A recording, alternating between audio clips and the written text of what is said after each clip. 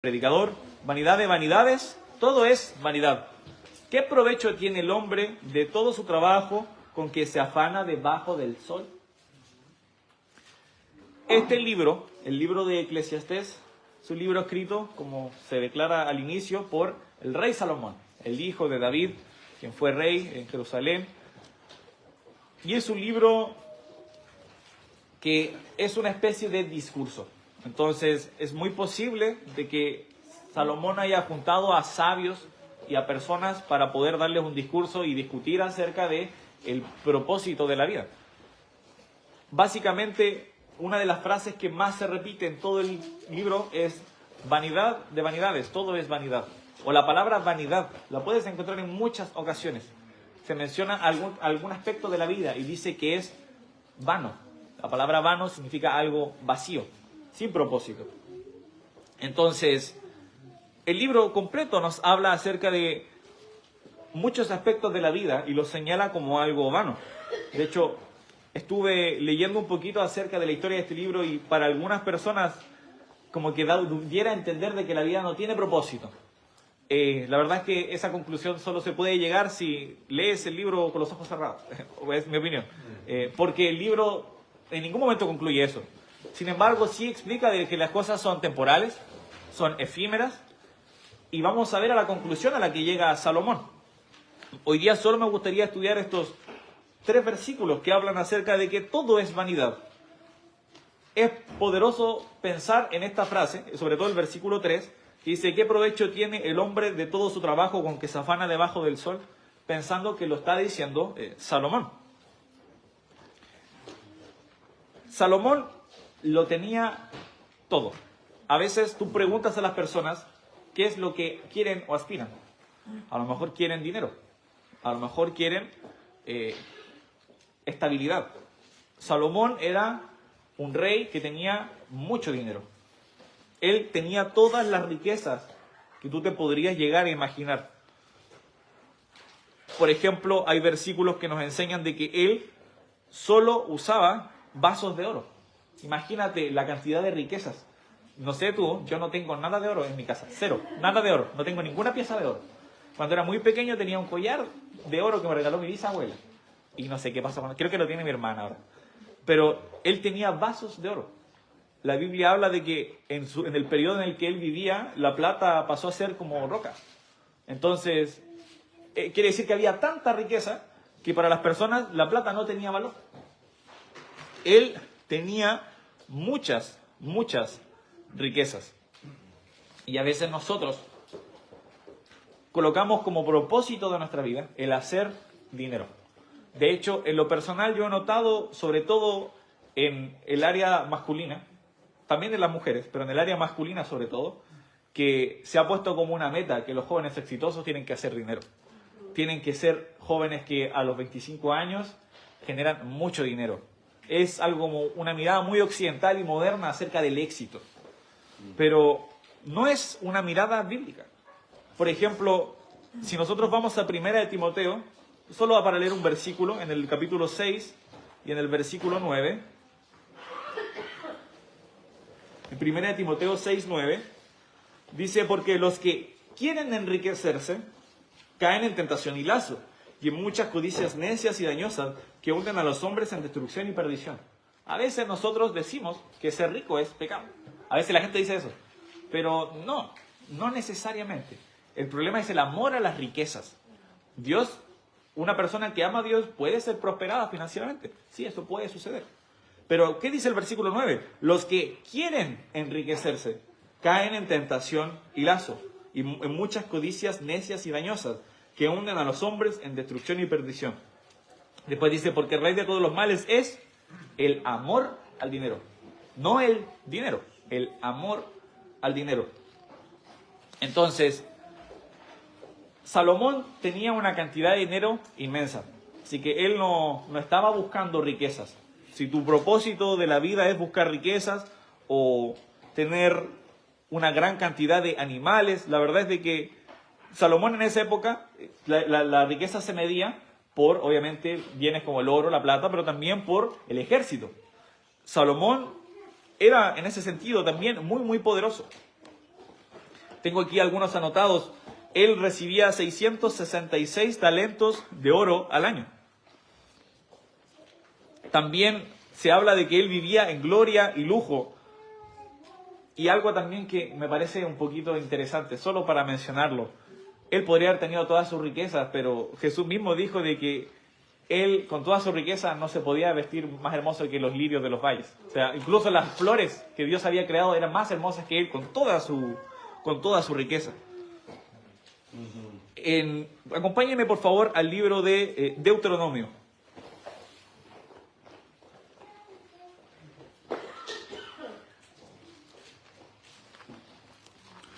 Libro de Deuteronomio.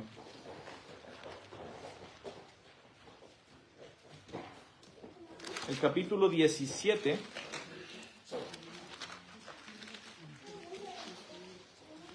Vamos a leer el versículo 16. Entonces, como les decía, Salomón no solo tenía riquezas en oro y plata, tenía muchos caballos, él tenía muchos animales. Y el versículo 16 de Deuteronomio 17 dice acerca de instrucciones acerca de los reyes, pero él no aumentará para sí caballos, ni hará volver al pueblo a Egipto con el fin de aumentar caballos. Porque Jehová os ha dicho, no volváis nunca por este camino, ni tomará para sí muchas mujeres, para que su corazón no se desvíe, ni plata ni oro amontonará para sí en abundancia. Y cuando se siente sobre el trono de su reino, entonces escribirá para sí en un libro una copia de esta ley, del original que está en cuidado de los sacerdotes levitas, y lo tendrá consigo y leerá en él todos los días de su vida, para que aprenda a temer a Jehová su Dios, para guardar todas las palabras de esta ley y estos estatutos, para ponerlos por obra, para que no se eleve su corazón sobre sus hermanos, ni se aparte del mandamiento a diestra ni a siniestra, a fin de que prolongue sus días en su reino, él y sus hijos en medio de Israel. Es interesante las instrucciones que Dios daba para los reyes. Son bastante diferentes a los reyes que a lo mejor tú puedes ver en las monarquías ya más de la Edad Media. Los reyes de la monarquía y la Edad Media nadie les decía qué hacer. De hecho, causó muchos problemas incluso religiosos, cuando a lo mejor alguna autoridad religiosa le decía algo que hacer al rey, y el rey reaccionaba mal y decía, ¿cómo me vas a decir a mí eso? Yo mando. Pero aquí Dios estaba diciendo otras cosas. Los reyes querían siempre tener más, y era la actitud de los reyes. Pero Dios, cuando estableció este sistema, Él dijo, no debes acumular animales, no debes acumular oro y plata. Era muy común que los reyes tuvieran muchas mujeres, esposas y concubinas. Pero esa no fue la voluntad de Dios, en ningún momento. Quizás era una buena estrategia política, probablemente. Si tú tenías una nación enemiga y querías hacer las paces, quizás tú como rey te podías casar con la hija del rey y así podrías tener una mejor relación. Quizás era una buena idea política, pero no era lo que Dios quería. Entonces, Salomón en ese sentido tenía mucho dinero, empezó a acumular más de lo que realmente necesitaba, multiplicó sus caballos, los carros, el dinero, las esposas. A veces pasa que cuando nosotros empezamos a recibir cosas de parte de Dios, no le estamos empezando a considerar a Él como el dador de las cosas. Hace como 2 domingos atrás, hablamos acerca de Job. Y Job entendía de que Jehová dio y Jehová quitó. Entonces él entendía, Dios da las cosas y Dios las puede quitar. Pero cuando tú quitas a Dios de la ecuación en las cosas que tienes, entonces empiezas a amar a las cosas por sobre a Dios. Tú dices, esto me lo gané yo y esto es mío. Y no me lo quitan. Yo me acuerdo cuando era muy pequeño veía una serie, yo creo que aquí varios la vieron, que se llama Lazy Town. Creo que aquí varios la conocen. Y había un personaje que era muy egoísta, muy egoísta. Y hay una canción que dice que todo era suyo y es mío, mío, mío. Y es algo muy propio de nosotros, tener propiedad, de que las cosas nos pertenecen a nosotros. Y no es malo en el sentido de, obviamente, proteger tu propia propiedad, pero entender de que lo que tú recibes, lo recibes de Dios. Y eso es importante tenerlo muy claro.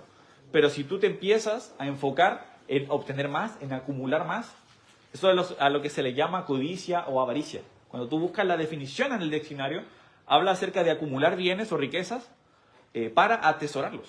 Es decir, para que tú los veas y digas, esto es mío, o sea, lo logré yo. Mucha gente, yo he visto muchas entrevistas de personas con mucho dinero y muchas veces ellos dicen que ellos estaban, por ejemplo, en un lugar muy bajo, no, yo venía de los suburbios y ahora estoy aquí. Y siempre dicen cosas como, yo veo la cuenta del banco y me alegra ver cuánto he logrado avanzar, cuánto he conseguido. Entonces, eso no debe ser el sentir de un creyente. Nosotros no debemos empezar a afanarnos con tal de conseguir más y más porque pensamos de que las cosas nos pertenecen solo a nosotros. De hecho, me gustaría leer algunos versículos de Eclesiastés 2 porque se menciona un poco acerca de lo que Salomón hizo en cuanto a las riquezas. El versículo 3 dice, propuse en mi corazón agasajar mi carne con vino y que anduviese mi corazón en sabiduría con retención de la necedad hasta ver cuál fuese el bien de los hijos de los hombres, el cual se ocuparán de debajo del cielo todos los días de su vida. Engrandecí mis obras, edifiqué para mí casas, planté para mí viñas, me hice huertos y jardines, planté en ellos árboles de todo fruto, me hice estanques de aguas para regar de ellos el bosque donde crecían los árboles, compré siervos y siervas, tuve siervos nacidos en casa, también tuve posesión grande de vacas y de ovejas, más que todos los que fueron antes de mí en Jerusalén. Me amontoné también plata y oro, y tesoros preciados de reyes y de provincias. Me hice cantores y cantoras de deleites de los hijos de los hombres y de toda clase de instrumentos de música. Y fui engrandecido y aumentado más que todos los que fueron antes de mí en Jerusalén. A más de esto, conservé conmigo mi sabiduría. Él tenía cualquier riqueza material que tú te puedas imaginar. Eso es algo muy importante, porque a veces también nosotros colocamos eso como una excusa. Decimos, no, pero es que si yo tuviera esto, ahí yo podría realmente estabilizarme y estar tranquilo y priorizar a Dios, pero primero me tengo que enfocar en esto. Pero la verdad es de que no. Si tú empiezas a priorizar el dinero, las riquezas y los bienes materiales, como habíamos leído en 1 de Timoteo 6, de hecho el versículo 10 dice que el raíz de todos los males es amor al dinero, dice que algunos se extraviaron de la fe. Entonces, es realmente una causa de creyentes alejándose de Dios, que ellos empiecen a amar a las riquezas, empiecen a amar al dinero. Salomón tenía el dinero. Salomón tenía también placer, o podríamos llamarlo mujeres. De hecho, como había dicho, le hemos leído en el versículo 3, él propuso, dice, en mi corazón agasajar mi carne. Ahora, menciona con vino, pero nosotros sabemos de que él tenía más de 1000 mujeres. Imagínate tener esa cantidad, lo cual es un poco triste si tú te pones a pensarlo. Vamos a Proverbios capítulo 5, por favor. Proverbios capítulo 5. Él tenía riquezas, él tenía mujeres. Proverbios capítulo 5. El versículo 20 dice, ¿y por qué, hijo mío, andarás ciego con la mujer ajena y abrazarás el seno de la extraña? Porque los caminos del hombre están ante los ojos de Jehová, y él considera todas sus veredas. Prenderán al impío sus propias iniquidades, y retenido será con las cuerdas de su pecado. Imagínate, él advertía acerca de la mujer extraña en el libro de Proverbios. En el capítulo siguiente, en el versículo 20, dice, guarda, hijo mío, el mandamiento de tu padre y no dejes la enseñanza de tu madre. Átalos siempre en tu corazón, enlázalos a tu cuello. Te guiarán cuando andes, cuando duermas te guardarán. Hablarán contigo cuando despiertes. Porque el mandamiento es lámpara y la enseñanza es luz. Y camino de vida las reprensiones que te instruyan, para que te guarden de la mala mujer, de la blandura de la lengua de mujer extraña. Entonces, él tenía consejo. Si tú, como leímos en Deuteronomio, se advertía de que no tenía que tener muchas mujeres porque iban a desviar su corazón. Y el mismo que escribió estos 2 proverbios, muy sabios, ahora estaba cayendo en lo mismo que él había dicho. Ahora, esto me hace pensar, y recuerdo haber escuchado esto en un mensaje hace varios meses atrás. Si Salomón, que era la persona más sabia en toda la tierra, cayó, ¿qué de nosotros? ¿Por qué yo sería mejor que él? Debemos ser muy cuidadosos. Salomón aquí advierte de la mujer extraña y después él mismo cayó en eso. Él multiplicaba, como les decía, esposas, y más encima no era simplemente tenía muchas mujeres, eran mujeres paganas.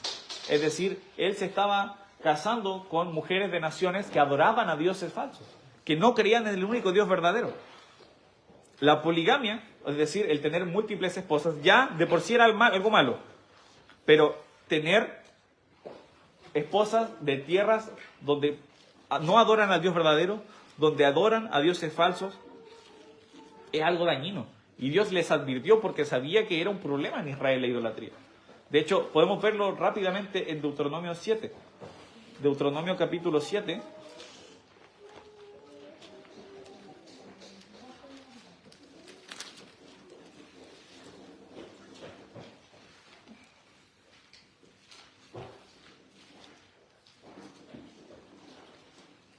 Dice el versículo 6, porque tú eres pueblo santo para Jehová tu Dios. Jehová tu Dios te ha escogido para hacerle un pueblo especial, más que todos los pueblos que están sobre la tierra. Entonces una promesa o una declaración que Dios estaba haciendo particularmente a Israel. Y les estaba diciendo, ustedes son diferentes. No son igual a los otros pueblos. Y es por eso de que Él quería que ellos se mantuvieran apartados. Que ellos no se relacionaran con las mujeres paganas. No era un tema de que fueran inferiores o algo así, sino que iba a ser dañino. Creían cosas dañinas. Algunas de estas religiones falsas incluso permitían el sacrificio de bebés. Entonces, eran cosas tan terribles que Dios sabía que a través de relaciones personales y cercanas iban a afectar el corazón del hombre.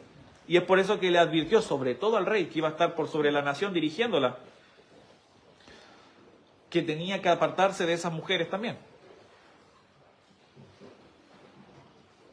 Uno de los problemas que tenía Salomón es de que su corazón estaba entre una cosa y Dios. Entonces, por un lado, él tenía la sabiduría y sabía todas las cosas que tenía que hacer. Él era la persona más sabia sobre toda la tierra. Pero aún con toda esa sabiduría y sabiendo las cosas correctas que tenía que hacer, estaba dejándose llevar por otras cosas. Las mujeres que empezaron a influenciar en su corazón. Y algo triste es de que cuando la Biblia habla de Salomón, no se refiere a él que fue como su padre David. De hecho, cuando tú lees una lista acerca de los reyes que hay en Israel, y ya después cuando los reyes se dividen por el problema que hubo con Roboam, siempre el resumen es que eran como David su padre. Entonces, si hubiera un buen rey, decía que tenía un corazón como el de David su padre. Pero si no, decía que hizo lo malo ante los ojos de Jehová, como por ejemplo algunos de sus ancestros, algunos de sus antepasados. Y con Salomón no nos dice que fue como David, porque él no se arrepintió, su corazón no estaba con Dios. Ahora, este libro completo de Eclesiastés es Salomón, como les decía, teniendo dinero, teniendo mujeres y teniendo todo lo que tú te puedas imaginar. Y llegando a la conclusión, como les decía, de que una vida obteniendo todas esas cosas es completamente vacía. Y es algo que nosotros podemos observar. Personas que obtienen todo lo que tú quisieras, pero que llegan y dicen, no hay nada más. Yo recuerdo haber visto un discurso de un estudiante en una universidad cristiana. Y él recibió, era como el mayor reconocimiento que un estudiante podía recibir en esa universidad. Era un premio. Me acuerdo de mi liceo también había un premio similar. Y tenía el nombre de un rector. Entonces, él recibió como un premio así. Y él recibió el premio, estaba contento y dijo, ¿valió la pena? Los primeros 20 segundos. Pero después dijo, me di cuenta que no era todo ese esfuerzo y todo el empeño y todas las horas de sacrificio y el estrés que sufrí para conseguirlo, no valieron tanto la pena como yo pensé. Imagínate, esforzarte tu vida entera para poder a lo mejor conseguir dinero. O a lo mejor, como Salomón, para poder conseguir placer. Y después de haberlo terminado y haber cumplido la meta que tú tenías, decir, no valió la pena. Qué estilo de vida más deprimente y más vacío, más vano. Es triste, pero eso fue lo que sucedió. ¿Cuál era entonces el objetivo que Salomón encontró en la vida? Porque si nosotros llegamos hasta ahí en la conclusión, entonces la primera frase que yo dije al inicio del mensaje tendría razón, que la vida no tiene sentido. Pero Salomón sí llega a una conclusión. Y se encuentra en el capítulo 12. Nosotros vamos al capítulo 12 de Eclesiastés, encontramos la conclusión rápidamente.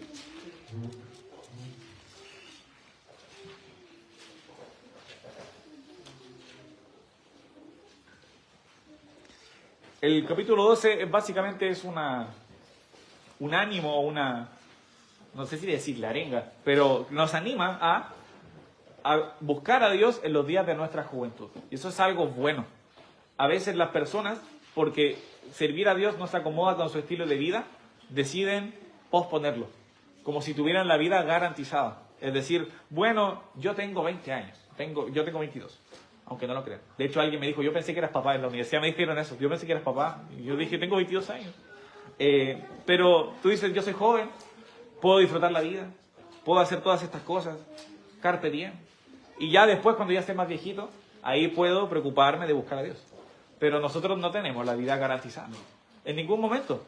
Quizás tú sales mañana a disfrutar tu vida y te pasa un camión encima. Puede ser. Sí que quizás la ilustración es un poco gráfica y un poco caricaturesca, pero es así la vida. La vida es corta. Y no sabemos cuándo va a acabar. Dios sabe eso, pero nosotros no. Y es por eso que debes buscar a Dios y acordarte de Él en los días de tu juventud. Y después empieza a decir de una manera bien poética cómo van a llegar los días en los que ya vas a estar muy viejito. Y ya vas a decir, no tengo contentamiento en estos días. Vas a encorvarte, se te van a caer los dientes, vas a empezar a perder la vista. Todas esas cosas van a empezar a pasar y ya no vas a poder servirle. Y eso es otra de las razones por las que nosotros debemos buscarle a Él. Me gustaría, antes de empezar a mencionar estas razones, me gustaría que viéramos la conclusión a la que llega Salomón. El versículo 13 del capítulo 12 es: el fin de todo discurso oído es este. Entonces, esto era todo un discurso, habló de muchas cosas. Y dice, el resumen es: teme a Dios y guarda sus mandamientos, porque esto es el todo del hombre. Entonces, Salomón era un buen orador, porque si tú has estudiado un poquito acerca de cómo hablar en público, dicen que lo primero y lo último que dices es lo que la gente recuerda. Entonces Salomón dijo, mira, si te vas a quedar con algo, quédate con esto: teme a Dios y guarda sus mandamientos.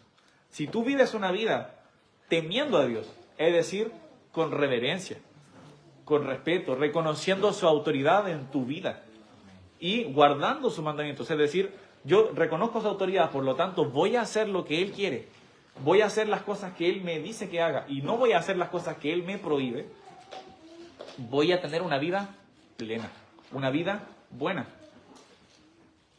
Estaba leyendo algunos apuntes acerca de Eclesiastés y me gustaba una frase que estaba acompañando como a las reflexiones del autor. Decía, viva como quien un día enfrentará el juicio. Porque el versículo 14 dice, porque Dios traerá toda obra a juicio, juntamente con toda cosa encubierta, sea buena o sea mala. Imagínate, pensar en que Dios va a juzgar cada cosa que haces. La pensarías 2 veces antes de hacerlo. Está muy relacionado con el temor a Dios. Si tú sabes que Dios en todo momento te está viendo, entonces pensarías las cosas 2 veces antes de hacerlo. Lo conversaba con unos jóvenes hace unas semanas atrás. Les decía, ¿ustedes harían todas las cosas que hacen si su mamá les estuviera viendo todo el día? Y se reían y decían, no haríamos todo lo que hacemos. Entonces yo te hago la pregunta, ¿tú harías todo lo que haces en el día si Dios te está mirando? Una de las maneras entonces de llevar esta vida con propósito que hablaba Salomón es llevar una vida reconociendo a Dios y teniéndole temor reverencial. Vamos por favor a 1 Corintios capítulo 15.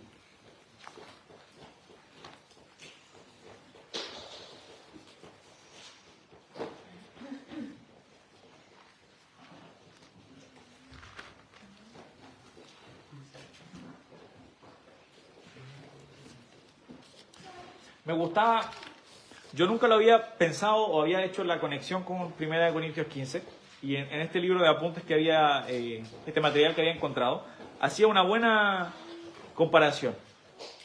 Si nuestra vida no tuviera ningún juicio, si después de la muerte no hubiera absolutamente nada, entonces efectivamente una vida sería bastante vacía, sería una vida triste porque termina y listo, no pasó nada.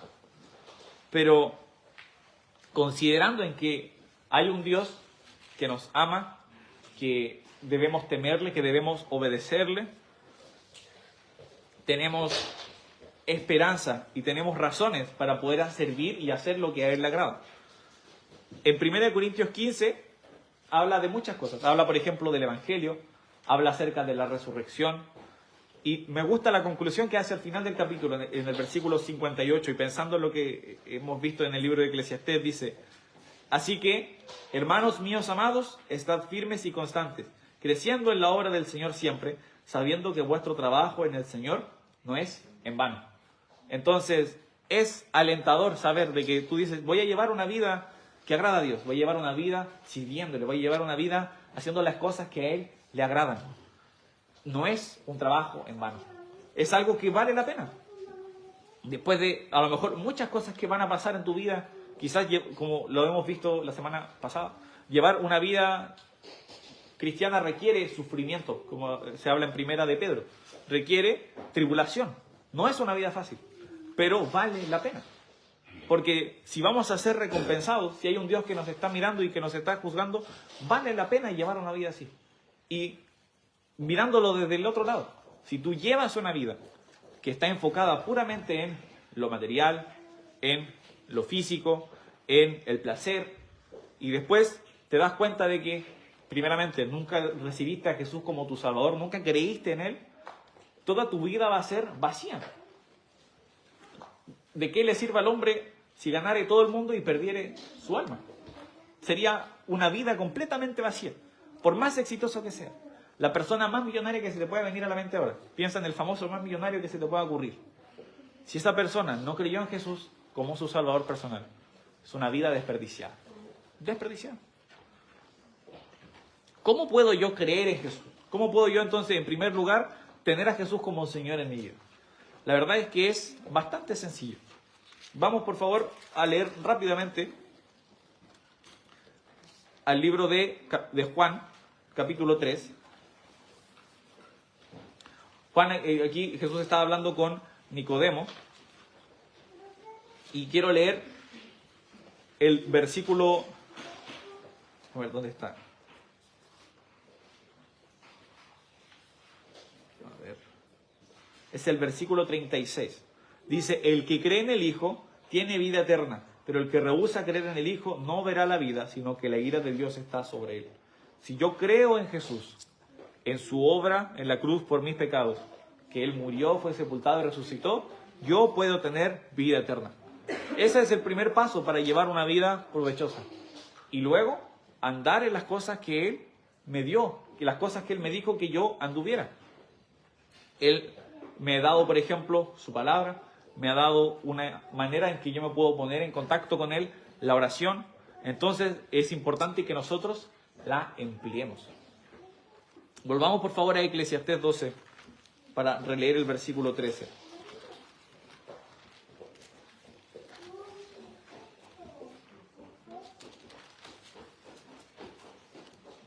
Dice, el fin de todo discurso oído es este: teme a Dios y guarda sus mandamientos, porque esto es el todo del hombre. Con esto vamos a terminar, hermanos. Me gustaría que me acompañaran orando. Padre Celestial, estamos en tu presencia muy agradecidos porque nos podemos reunir el día de hoy. Quiero pedirte de que nosotros podamos aprender de la vida de Salomón, que con toda su sabiduría y con toda la abundancia, él se dio cuenta de que si nosotros priorizamos lo material, priorizamos el dinero, es vacío, no tiene sentido y no tiene propósito.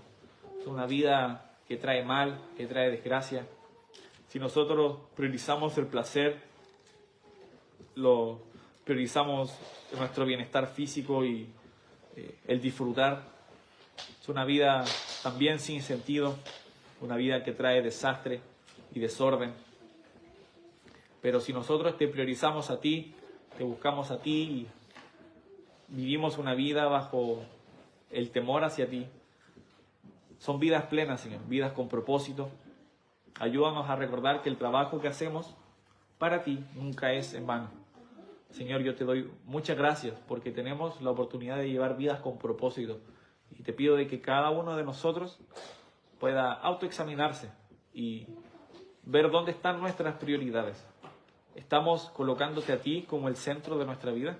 ¿O hay algo más que está ocupando ese lugar? Señor, te pido de que nosotros podamos reconocerlo y hacer los cambios necesarios.